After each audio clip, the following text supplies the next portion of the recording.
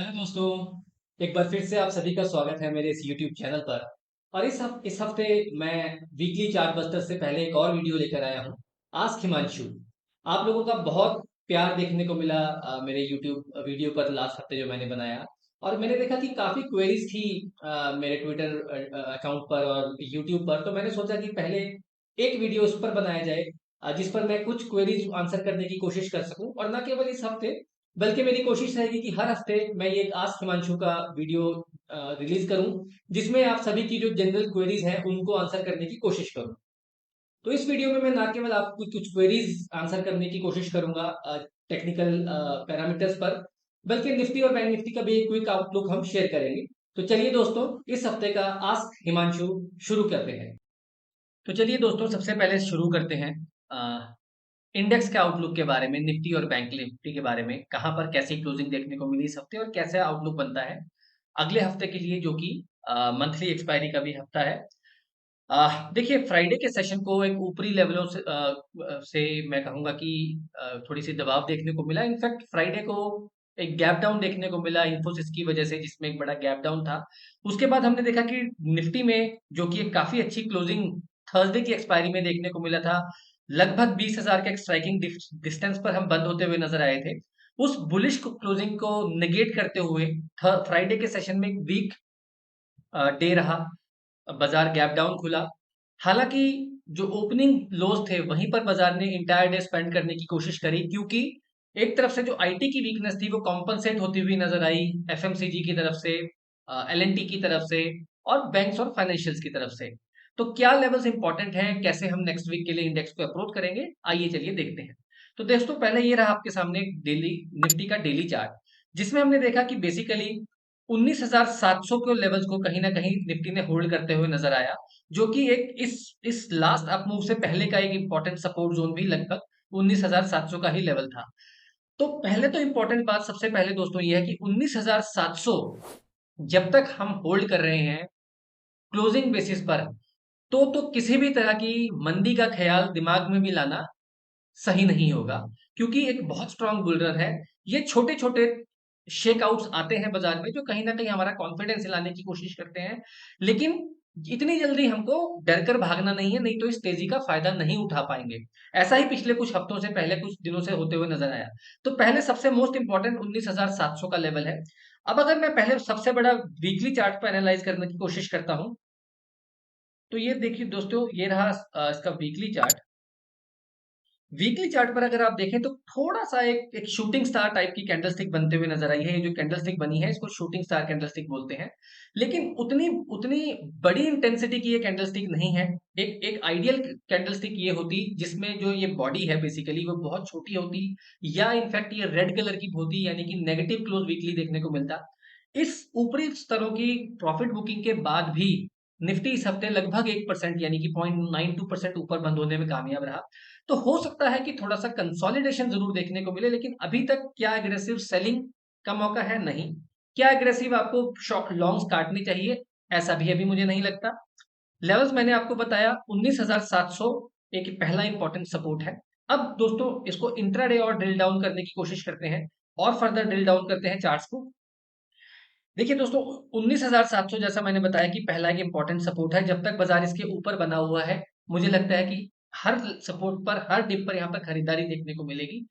एक रिबाउंड बाजार अटेम्प्ट कर सकता है 19,980 से लेकर 19,920 के जोन पर।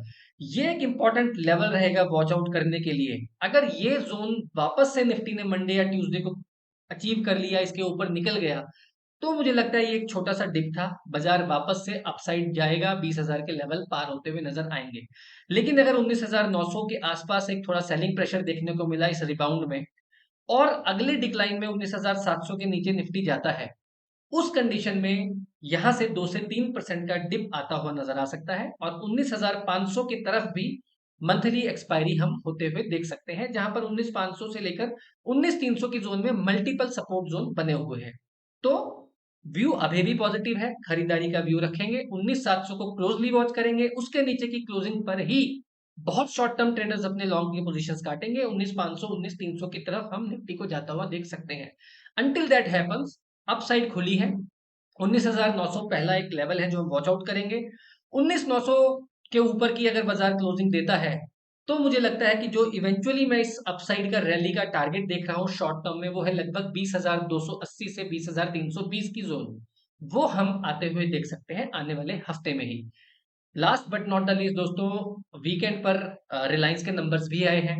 आईसीआईसी बैंक, कोटक बैंक के नंबर्स को भी मंडे को रिएक्ट करेगा और अर्निंग पैक्ड सीजन चल रहा है, ना केवल डोमेस्टिकली बल्कि इंटरनेशनली भी। तो कहीं ना कहीं नंबर्स के चलते वॉलेटिलिटी देख सकते हैं, बट हम लेवल्स को ध्यान में रख के ट्रेड करेंगे।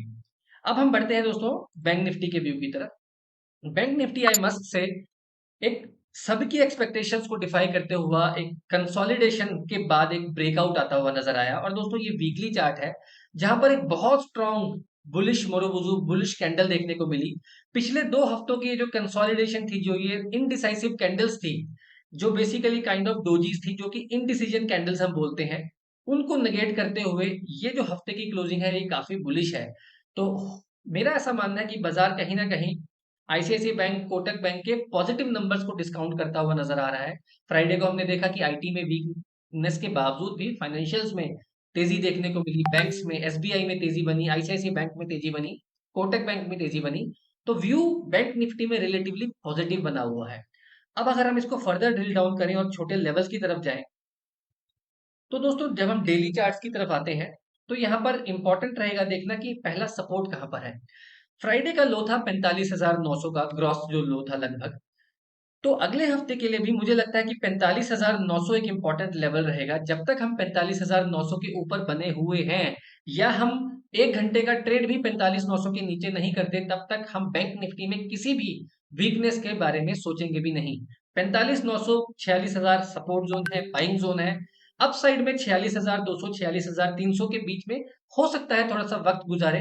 जिस तरह का ये प्राइस फॉर्मेशन बनता हुआ नजर आ रहा है, हो सकता है एक छोटा सा कंसोलिडेशन इस जोन में बनता हुआ नजर आए। लेकिन इवेंचुअली दोस्तों मेरा ऐसा मानना है कि जिस तरह का price breakout weekly close bank Nifty में देखने को मिला है, जिस तरह से 46,000 पर बहुत स्ट्रांग पुट राइटर्स का ओआई एडिशन इस हफ्ते देखने को मिला है, ये कहीं ना कहीं 46,800 से 47,000 तक का मूव बैंक निफ्टी इस हफ्ते दिखा सकता है। ये अपसाइड की बात करी। लोअर एंड में 45,900 के नीचे अगर निफ्टी बैंक चलता है तो बहुत शॉर्ट टर्म में जो लॉन्ग्स थे वो कटते हुए नजर आ सकते हैं, और लोअर एंड पर 45,500 45,400 की तरफ डिप आता हुआ नजर आ सकता है, जिसकी पॉसिबिलिटीज अभी मुझे फिलहाल कम दिखती है। नेगेटिव व्यू तभी मैं अडॉप्ट करूंगा जब 45,900 के नीचे निफ्टी बैंक ट्रेड करता हुआ नजर आएगा।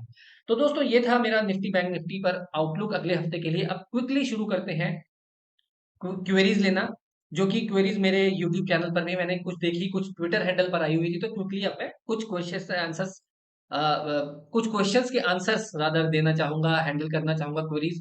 आप लोगों ने बहुत प्यार से वो क्वेरीज मुझे भेजी हैं, तो मैं इस प्लेटफॉर्म को यूज करना चाहूंगा आप सभी के लिए वो क्वेरीज हैंडल कर सकूं और कहीं ना कहीं अपनी तरफ से छोटी तरह हेल्प कर सकूं।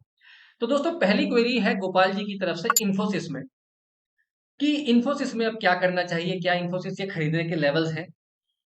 दोस्तों इन्फोसिस में हमने देखा कि फ्राइडे के सेशन को एक बड़ा गैप डाउन देखने को मिला। इनफैक्ट पूरे बाजार की नजर इन्फोसिस पर बनी हुई थी। बट क्या आगे जाके आउटलुक है, कैसा व्यू इन्फोसिस पर है।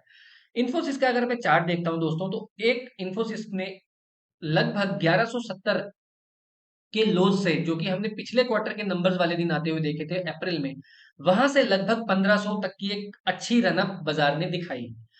1500 के लेवल पर एनीवेज एक डाउनवर्ड स्लोपिंग ट्रेंड लाइन की एक रेजिस्टेंस बनती हुई नजर आ रही थी, जिस पर एक बाजार ने यहाँ पर रेजिस्टेंस लिया। और इस नेगेटिव गाइडेंस के चलते नंबर्स सही थे, नंबर्स में कोई बहुत बड़ा बुरा खराबी नहीं थी, लेकिन आने वाले क्वार्टर को लेकर जो गाइडेंस दी उसके चलते स्टॉक में क्रैक देखने को मिला। अब हम सिर्फ लेवल्स पर ट्रेड कर सकते हैं दोस्तों। हम में से किसी को नहीं पता आगे क्या होगा, लेकिन as a chartist, as a trader, हम सिर्फ अपने लेवल्स पर ध्यान दे सकते हैं, लेवल्स पर खरीद सकते हैं, लेवल्स पर बेच सकते हैं, लेवल्स पर अपना रिस्क डिफाइन कर सकते हैं। दोस्तों मेरे हिसाब से 1290 1300 के आसपास एक बहुत अच्छा सपोर्ट बनता था। इनफैक्ट मार्केट ओपनिंग से पहले मैंने ट्वीट किया था कि इस लेवल पर बाजार में खरीदारी बनेगी, क्योंकि अगर मैं लोज से लेकर अप्रैल के लोज से लेकर अभी तक का जो जुलाई का हाई लगा था उसका अगर मैं फिबोनाची रिट्रेसमेंट करता हूं, ये मानते हुए कि जो अप्रैल के लोज है वो एक लॉन्ग टर्म लो बन चुका है, तो कहीं ना कहीं 1290 1300 के आसपास एक इंपॉर्टेंट सपोर्ट बनता है, जहां से बाजार ने फ्राइडे को सपोर्ट लिया। तो दोस्तों मुझे लगता है कि गोपाल जी, आपको मैं स्पेशली अगर पर्सनली आंसर करना चाहूँ एक क्वेरी, तो 1300 के आसपास खरीदारी की जा सकती है। अगर आप थोड़ा सा पोजिशनल ट्रेडर हैं तो मुझे लगता है कि यहाँ पर आपको 1250 1260 के नीचे क्लोजिंग बेसिस पर स्टॉप लॉस रखना होगा। जब तक स्टॉक इसके नीचे बंद नहीं होता, मेरा मानना है कि फ्रेश मंदी शायद आपको इन्फोसिस में देखने को ना मिले। इनफैक्ट अगर 1300 के लेवल स्टॉक होल्ड करता है तो कौन जाने अगले क्वार्टर में ये 1500 के हाइज भी यहां से क्रॉस करता हुआ नजर आए और हमको 1600 से 1650 रुपए तक का मूव भी इन्फोसिस में देखने को मिले। तो रिस्क रिवॉर्ड को देखते हुए मुझे लगता है कि इन्फोसिस में करंट लेवल्स पे खरीदारी में कोई विशेष हर्ज नहीं है। दूसरी क्वेरी दोस्तों, अब हम रुक करते हैं एक बैंक के बारे में, और ये बैंक दोस्तों मुझे लगता है कि बहुत सारे रिटेल ट्रेडर्स के पोर्टफोलियो में अटका हुआ है। इनफैक्ट मैं पिछले हफ्ते फ्राइडे को जलंधर में था, पंजाब में। वहां पर एक हमारा इन्वेस्टर कैंप था, इन्वेस्टर मीट था। तो वहां पर अ, हमारे ये मित्र थे गुरमीत जी, उनकी ये क्वेरी थी। मेरे ट्विटर पर भी यस बैंक को लेकर कुछ क्वेरीज आई हुई थी। तो दोस्तों यस बैंक के बारे में डिस्कस करते हैं कि क्या इसका आउटलुक है और हमें क्या करना चाहिए। दोस्तों ये रहा यस बैंक का चार्ट। सबसे पहले हम वीकली चार्ट देख लेते हैं। वीकली चार्ट दोस्तों रिलेटिवली थोड़ी सी स्ट्रेंथ दिखाता हुआ जरूर नजर आया है। पिछले काफी लंबे समय से बेस बना रहा है, eventually higher highs higher lows भी बना रहा है, लेकिन कोई बहुत बड़ा ट्रिगर अभी तक बनता हुआ नजर नहीं आ रहा, क्योंकि सप्लाई प्रेशर बहुत ज्यादा है। बहुत ज्यादा रिटेल क्लाइंट्स ने, रिटेल ट्रेडर्स ने, इन्वेस्टर्स ने एक लॉटरी की तरह यस बैंक में खरीदारी की है कि शायद कभी कुछ ऐसा हो और इसमें एक बड़ी तेजी बनते हुए नजर आए। शॉर्ट टर्म में अगर मैं यस बैंक का चार्ट देखता हूँ गुरमीत जी, तो एक हायर हाइज हायर लोज का सीक्वेंस बनता हुआ नजर आया। स्टॉक ने एक ब्रेकआउट दिया एक अच्छे रेजिस्टेंस जोन का, उसके बाद सपोर्ट को रीटेस्ट किया और वापस से ऊपर चलने की तैयारी है। तो बहुत शॉर्ट टर्म के नजरिए से अगर आपके पास ये स्टॉक है, और मेरे और जो फ्रेंड्स हैं जो इसको सुन रहे हैं, फिलहाल स्टॉक को होल्ड कर सकते हैं। मुझे लगता है 19.5 20 रुपए तक की अपसाइड स्टॉक में आने वाले दिनों में देखने को मिल सकती है। फ्रेश खरीदारी का व्यू नहीं है, क्योंकि बाजार में इससे काफी अच्छे ऑप्शंस है, स्पेशली पीएसयू बैंक के भी इस तरह के ब्रेकआउट देखने को मिल रहे हैं। लेकिन अगर कोई पुरानी पोजीशंस है, लोअर लेवल पे ली हुई है 16 रुपए पर, 15 रुपए के लेवल्स पर, तो फिलहाल होल्ड किया जा सकता है। आपका स्टॉप लॉस ट्रेल करके होना चाहिए 17.5 रुपए के नीचे का क्लोजिंग बेसिस पर। अप साइड में 19 से 20 रुपए तक की कोई भी तेजी मिलती है तो वहां पर मुनाफा बांधने की सलाह रहेगी। मुझे लगता है कि इससे काफी बेटर चार्ट्स अवेलेबल हैं जो कि इससे रिलेटिवली आपको अच्छा मुनाफा बनाकर दे सकते हैं। अगली क्वेरी आती है दोस्तों एक ऐसे ही पीएसयू बैंक्स पर, जिस पर मुझे फिर से लगता है कि काफी हमारे रिटेल ट्रेडर्स निवेशित किए हैं, स्टॉक में ट्रेडिंग भी करते हैं, और वो स्टॉक है दोस्तों पीएनबी का। तो आइए देखते हैं कि पीएनबी के बारे में क्या लगता है, पीएनबी का चार्ट क्या कहता है। हालांकि हमने देखा है कि पिछले कुछ हफ्तों में पीएनबी में एक जबरदस्त तेजी बनते हुए नजर आई है। तो अगर आप पीएनबी का एक वीकली चार्ट देखेंगे तो पीएनबी ने 50-52 रुपए के लेवल जैसे ही पार किए, उसके बाद स्टॉक ने एक वर्टिकल अपमूव दिखाया और 64-65 रुपए तक का एक अपमूव यहाँ पर बनता हुआ नजर आया। दोस्तों अगर आप निवेशित हैं, ये भी एक क्वेरी है, हरपाल जी की क्वेरी है ये भी, और दूसरी एक क्वेरी पंकज जोशी जी की भी है। ये क्वेरी दो जगह से आती हुई नजर आई थी, इसलिए मैंने क्वेरी लेनी सही समझी। अगर आप इन्वेस्टेड है स्टॉक में तो बिल्कुल स्टॉक को होल्ड करें। स्टॉक का ऐसा लगता है कि जो वर्स्ट है वो बिहाइंड है। स्टॉक में मोमेंटम बनता हुआ नजर आ रहा है, लगातार हायर हाइज हायर लोज का सीक्वेंस बनता हुआ नजर आ रहा है। आने वाले समय में स्टॉक अपसाइड दिखा सकता है। शॉर्ट टर्म में दोस्तों 65 से 66 रुपए के आसपास एक अच्छा हर्डल है, जो कि मुझे लगता है कि स्टॉक को थोड़ा सा यहाँ पर इन लेवल्स को होल्ड कर सकता है, और एक डिप वापस से स्टॉक में इंपॉर्टेंट सपोर्ट लेवल जो है, जो लगभग 58 से 55 रुपए तक के लेवल्स हैं, यहां पर सपोर्ट लेता हुआ नजर आ सकता है। तो फ्रेश खरीदारी के लिए डिप की सलाह रहेगी। 58 से 56 रुपए का जोन अगर मिलता है वहां पे खरीदारी करेंगे। अप साइड में मुझे लगता है कि 66-68 रुपए तक अगर आपको शॉर्ट टर्म ट्रेडर है, यहाँ पर मुनाफा बांध सकते हैं। हाँ, पोजिशनली लॉन्ग टर्म में अगर ये स्टॉक 66 से 68 रुपए के ऊपर बंद होता है लगातार 1 से 2 हफ्ते, तो ये स्टॉक पोजिशनली 75 से 80 रुपए तक भी जाता हुआ नजर आ सकता है। तो व्यू पॉजिटिव रखते हुए, रियलिस्टिक एक्सपेक्टेशंस रखते हुए स्टॉक में बने रहें, गिरावट पर खरीदारी की जा सकती है। अगली क्वेरी की तरफ बढ़ते हैं दोस्तों। दो क्वेरीज फिर से देखने को मिली थी, Aditya Birla fashion retail ABFRL, इसमें भी एक बड़ी गिरावट देखने को मिली। कुछ एक्विजिशंस कंपनी ने की, उसके बाद स्टॉक एकाएक गिरता नजर आया। इनफैक्ट अगर मैं देखूं तो पिछले एक साल से स्टॉक 350 के लेवल से लगभग आधा होता हुआ नजर आया। उसके बाद स्टॉक थोड़ा सा एक कंसोलिडेशन जोन में है, 180 से 220 230 रुपए के आसपास। टू बी वेरी ऑनेस्ट दोस्तों, मैंने भी इसमें ट्रेडिंग कॉल देने की कोशिश करी बीच में एक या दो बार, वो डेरिवेटिव्स की पोजीशन थी ऑप्शंस और फ्यूचर्स में, but trade unexpected lines work करता हुआ नजर नहीं आया। रीजन दोस्तों, सप्लाई प्रेशर सेलिंग प्रेशर बहुत है और अभी क्लियरली मोमेंटम मिसिंग है। तो अगेन अंकित जी, आपकी क्वेरी को आंसर करते हुए, अगर आपकी खरीदारी का भाव नीचे का है 180 190 200 रुपए पर आपने स्टॉक खरीदा है तो स्टॉक को होल्ड करें। स्टॉक में बड़ी गिरावट ऑलरेडी बन चुकी है, एक ब्रांड वैल्यू है कंपनी की, मैनेजमेंट अच्छी है, बड़ी गिरावट आ चुकी है, लेकिन नंबर्स अभी भी उतने डिसअपॉइंटिंग नहीं है। लेकिन हम एक स्टॉप लॉस रिकमेंड करेंगे 190 195 रुपए का क्लोजिंग बेसिस पर। उसके नीचे अगर ये स्टॉक जाता है तो हमारे लिए ये एग्जिट रहेगा, स्ट्रिक्ट एग्जिट। फ्रेश खरीदारी की सलाह अभी बिल्कुल नहीं है, क्योंकि हमने देखा है कि रिपीटेड इंस्टेंसेस पर स्टॉक में हायर लेवल्स पे सेलिंग देखने को मिल रही है। मेरे लिए ये बाइंग कब होगी, जब ये स्टॉक क्लोजिंग बेसिस पर 225 रुपए के ऊपर क्लोज होना नजर आएगा, तब इसमें मोमेंटम बनता हुआ नजर आएगा। दोस्तों बाजार में ढेरों मौके हैं, हम रिकॉर्ड हाइस पर ट्रेड कर रहे हैं, स्टॉक्स में बहुत मोमेंटम है। वाई वुड वी वांट कि हम एक ऐसे स्टॉक में इन्वेस्ट करें, एक ऐसे स्टॉक में अपना पैसा पार्क करें जिसमें हमें अपॉर्चुनिटी लॉस हो। तो खरीदारी फिलहाल करने की सलाह आदित्य बिरला फैशन रिटेल में नहीं है। 220 225 के ऊपर अगर स्टॉक बंद होगा तब यहां पर खरीदारी के बारे में हम विचार करेंगे, तब मोमेंटम बनता हुआ नजर आ सकता है। एग्जिस्टिंग पोजीशन के लिए आप 195 रुपए के क्लोजिंग बेसिस पर स्टॉप लॉस पर बने रहें। 225 रुपए के ऊपर चलता है तो स्टॉप लॉस को ट्रेल करेंगे। उस कंडीशन में स्टॉक शायद मीडियम टर्म में 250 255 रुपए तक जा सकता है, लेकिन अभी एक स्लो मूवर स्टॉक है। रियलिस्टिक एक्सपेक्टेशंस के हिसाब से not a I would say not a great stock to for a trading perspective from a short term perspective, trading point of view के लिए।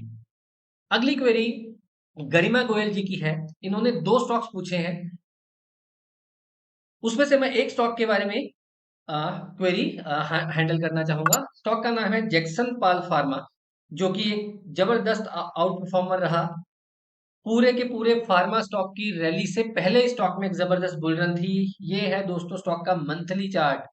अगर आप देखेंगे तो 2020 से ही स्टॉक 20 रुपए से 300 रुपए का हो चुका है। ये है multi bagger stock idea, stock जो हमें पसंद है।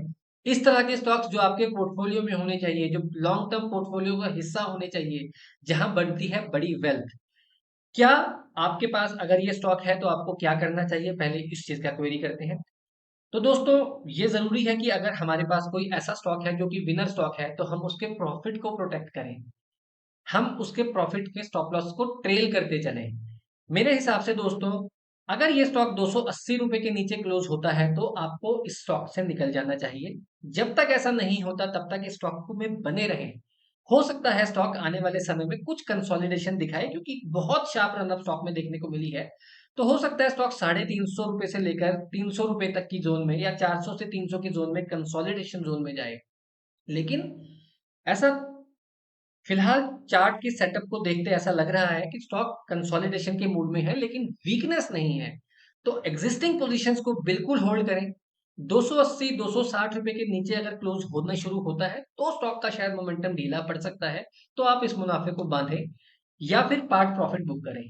फ्रेश खरीदारी के सवाल अगर है तो दोस्तों मुझे लगता है कि लोअर एंड पर हम खरीदारी करेंगे तो रिस्क रिवॉर्ड बेटर बनता हुआ नजर आ सकता है। तो अगर दोस्तों, माफ कीजिएगा मेरी ड्राइंग जरा इस पेंसिल में थोड़ी खराब हो रही है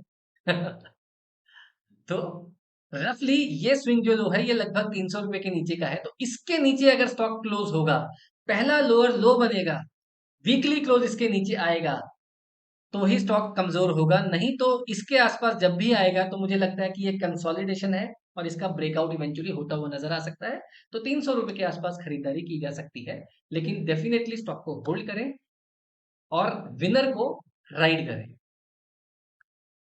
अगला सवाल है दोस्तों विपुल पटेल पटेल जी का, और इनका सवाल है